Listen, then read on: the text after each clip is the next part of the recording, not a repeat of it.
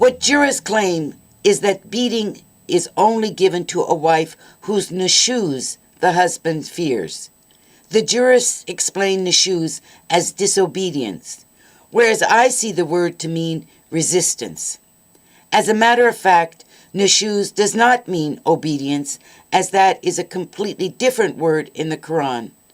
Using resistance for nushuz, we see while in chapter 4, verse 34, the Quran says, husbands who fear resistance on the part of their wives. In chapter 4, verse 128, the Quran says, wives who fear resistance or nushuz on the part of their husbands. In truly a fair and just fashion, as the Quran always is, however we translate the word in regard to a wife must be translated and interpreted the same for a husband. If nushuz is interpreted as meaning disobedient, then it must imply in both cases a disobedient wife and or a disobedient husband. Another example from the Quran as to why the word idrabu in 434 does not mean to beat.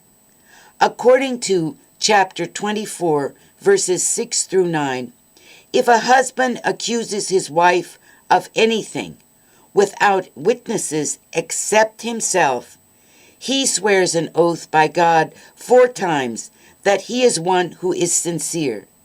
He then swears a 5th oath that the curse of God be on him if he is one who lies.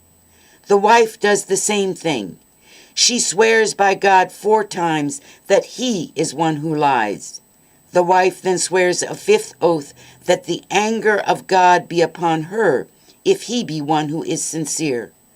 With this 5th oath on the part of the wife, all punishment is driven away from her, the Holy Quran says. God and humanity accepts her word, and so must the jurists. It is over. And notice the fine nuance in the Quranic language between what the husband must swear an oath to, the curse of God be upon him if he lies, and yet the wife must swear an oath that the anger of God be upon her if her husband is sincere.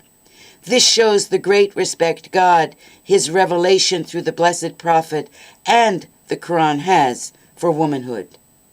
Now let us imagine the same situation as we did in regard to 434.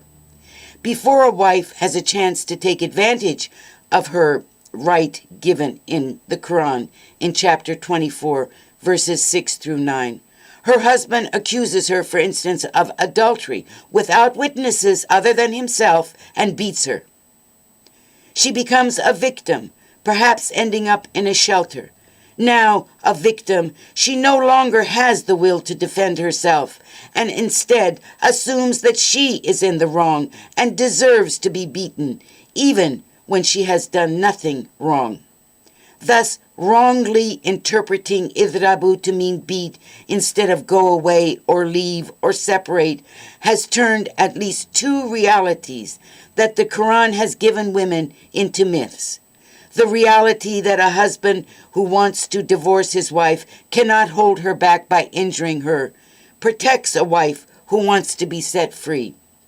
This is a right she is given in the Quran, not to be injured. When idrabu is misinterpreted as or is interpreted as beat, this reality becomes a myth, as the example has shown. It is a reality that chapter 24, verses 6 through 9, allows a wife who is accused of adultery by her husband without any witnesses other than himself to defend herself against the accusation, and God and humanity accepts her defense. But because of misinterpretation of 434, because of not following the seerah and behavior of the blessed prophet, the best model for humanity, a reality is turned into a myth for a wife. In addition, in both cases of the use of the word idrabu, interpreted as meaning beat, Muslim translators and interpreters are commanding to munkar and prohibiting ma'aruf, commanding to immorality and prohibiting morality, the definition of a hypocrite in chapter 9, verse 67. They are asking for a divorce to be preferred because she cannot be harmed over remaining married, because remaining married is under the threat of being beaten. I have been asked, how can you go against the tradition and over 1,400 years of commentary? My response: if we study Islamic history after the time of the Rashidin, the four rightly guided caliphs, we Muslims have had over 1,400 years of almost uninterrupted rulership by tyrants and dictators, with the exception of a few years of a pious ruler. Does that mean that we cannot go against tradition and demand pious, benevolent rulers? No, of course not. The response is, the minute that each individual member of the Ummah gains consciousness of a wrong being done in the name of God, in the name of Islam, he or she has the responsibility to speak out.